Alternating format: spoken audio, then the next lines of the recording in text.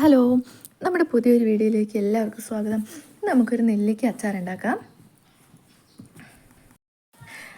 തലേ ദിവസം വേവിച്ച് വെച്ച നെല്ലിക്കയാണ് കേട്ടോ ഇത്. അതിനെ പിറ്റേ ദിവസം എടുത്ത് അച്ചാറിടാൻ പോവുകയാണ്. അപ്പോൾ അതിന് വേണ്ടി വെളുത്തുള്ളി, ഇഞ്ചി, പച്ചമുളക്, കറിവേപ്പില റെഡിയാക്കി വെച്ചിട്ടുണ്ട്. അതേപോലെ 2 ടീസ്പൂൺ മുളക് പൊടിയും 1 ടീസ്പൂൺ മഞ്ഞൾപ്പൊടിയും 3 ടീസ്പൂൺ കാശ്മീരി മുളക് പൊടിയാണ് കേട്ടോ എടുക്കുന്നത്. 1 സ്പൂൺ ഉലുവയും 1 സ്പൂൺ കടുകും കൂടി എടുത്തിട്ട് അത് വറുത്തെടുത്തിട്ടുണ്ട് കേട്ടോ. ഇത് നമുക്ക് ചട്ടി വെച്ച് നല്ലെണ്ണ ഒഴിച്ച് കൊടുക്കാം. വറുത്ത് വെച്ചേക്കുന്ന ഉലുവേനെയും കടുകിനെയും നമുക്കൊന്ന് പൊടിച്ചെടുക്കാം. ഒരുപാട് അരേണ്ട, ഒന്ന് പൊടിച്ചെടുക്കാം ചെറുതായിട്ട് കേട്ടോ. ഇനി നല്ലെണ്ണ ഒഴിച്ചിട്ട് അതിലേക്ക് കടുക് ഇട്ട് കൊടുക്കുക. കടുക് പൊട്ടിക്കഴിയുമ്പോൾ അതിലേക്ക് ഇഞ്ചി അരിഞ്ഞത് ഇട്ട് കൊടുക്കുക കേട്ടോ. ഇഞ്ചി ഒന്ന് മൂത്ത് കഴിയുമ്പോൾ അതിലേക്ക് പച്ചമുളക് ഇട്ട് കൊടുക്കുക. അതേപോലെ വെളുത്തുള്ളിയും കറിവേപ്പിലയും കൂടി ഇട്ട് കൊടുക്കുക.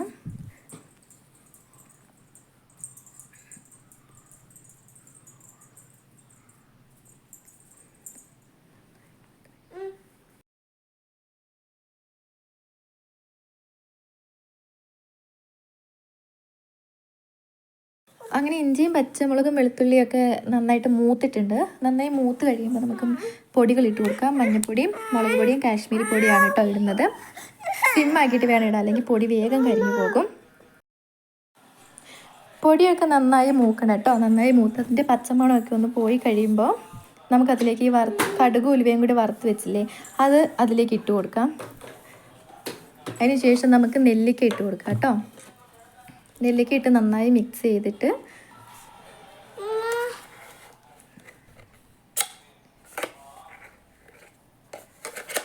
എല്ലാം കൂടി നന്നായിട്ടൊന്ന് മിക്സ് ചെയ്ത് കഴിയുമ്പോൾ ഈ നെല്ലിക്ക നമ്മൾ വേവിച്ച് വെച്ച വെള്ളം ഉണ്ടല്ലോ, ആ വെള്ളം അതിലേക്ക് ഒഴിച്ചു കൊടുക്കാം കേട്ടോ. വേറെ വെള്ളമൊന്നും ഒഴിക്കണ്ട, ഈ നെല്ലിക്ക വേവിച്ച് വെച്ച ആ വെള്ളം തന്നെ ഒഴിച്ചു കൊടുത്താൽ മതി.